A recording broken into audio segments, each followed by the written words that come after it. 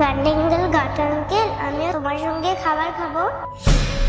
না বাবু, তুমি আমার সঙ্গে বসে খাবার খেতে পারো না। কেন আমি তোমার সঙ্গে বসে খাবার খেতে পারবো না? কেননা বাবু, তোমরা অনেক বড় লোক আর আমরা গরিব মানুষ। আর তুমি যদি আমার সঙ্গে বসে একসাথে খাবার খাও, এটা দেখতে ভালো লাগবে না। গাটাঙ্কেল, তুমি কি এতটাই গরিব যে তুমি আমাকে খাবার দিতে পারবে না? না বাবু, আমি এতটাও গরিব নই, কিন্তু তুমি কি এই খাবারটা খাবে? হ্যাঁ। আচ্ছা, এসো। আরে ওই বৌদি, দেখো ও সিকিউরিটি গার্ডের সাথে বসে খাবার খাচ্ছে। ওকে আজকে দেখাচ্ছি মজা। ও খুব বিগড়ে গেছে। তোকে বারণ করেছি না, যাত্রার সাথে বসে খাবার খাবি না? তুই কেন খাচ্ছিলিস? তুই বুঝতে পারিস না আমাদের কথা? বাবু, ও কিন্তু আমাদের এখানকার চাকর, কাজ করে ও আমাদের এখানে এখান থেকেই মাইনে নেয়। তুই এই ওর সাথে বসে তুই ওর নোংরা খাবারগুলো খাবি? মা, তুমি কাজ করছিলে, আমার অনেক খিদে পেয়ে গেছিল, তাই আমি এনার সাথে খাবার খেতে চলে এসেছিলাম। বাবু, আমি যদি কাজ করি তাহলে তুই যে কোনো ভিখারির সাথে খাবার খাওয়া শুরু করে দিবি?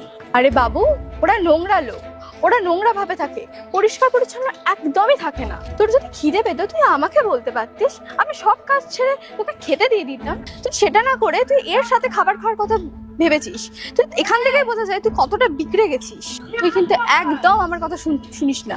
মা, ও চৌকিদার বলে ওর সঙ্গে কেউ খাবার খেতে পারবে না? হ্যাঁ, ওর সাথে কেউ খাবার খায় না বাবু। ও ছোট লোক, ও নোংরা ভাবে থাকে, আর ওর সাথে বসে যদি আমরা খাবার খাই আমাদের সম্মান চলে যাবে। তোকে তো এই কথাটা আমি অনেকবার বুঝিয়েছি, তুই বুঝিস না কেন আমার কোনো কথা? তুই পরের বার থেকে এই সিকিউরিটি গার্ডের সাথে আর কোনো খাবার খাবি না, আর ওর সাথে কোনো কথাও বলবি না। আরে বৌদি, ও তো বাচ্চা মেয়ে, ওকে কেন বকছো? বকার হলে সিকিউরিটি গার্ডকে বলো। আর তুই ওকে বারণ করতে পারলি না? আর তুই ওকে কোলে বসিয়ে খাবার খাওয়ানোর চেষ্টা করছিস, তুই আমার সাথে বরাবরই করার চেষ্টা করছিস। দেখাবো, দেখবি এক্ষুনি। দেখুন সাহেব, আমার নিজের কোনো দোষ নেই, আর আমি ওকে মানাও করছিলাম। আর ও মালিকেরই মেয়ে, আর কিছু যদি কাজ বলে সেটা তো আমাকে করতেই হবে। আর ও বলছিল আমার খিদে পেয়েছে, আর তাই ভাবলাম ওকে খাইয়ে দিই। আমার ভুল হয়ে গেছে সাহেব। তুই মানা করেছিলিস, আমি তো নিজের চোখে দেখেছি। তুই ওকে তোর নোংরা হাতে ছুঁয়েছিস, তুই ওকে নিজের কোলে বসাচ্ছিলিস, আর তুই তো নিজের নোংরা হাতে আমার ভাইজিকে খাবার খাওয়াচ্ছিলিস। আর তোকে আমি একটা কথা ভালো করে বলছি, শুনে রাখ, আজকের পর থেকে তুই আমার ভাইজিকে কখনোই হাত দিবি না, কখনোই ছুঁইবি না।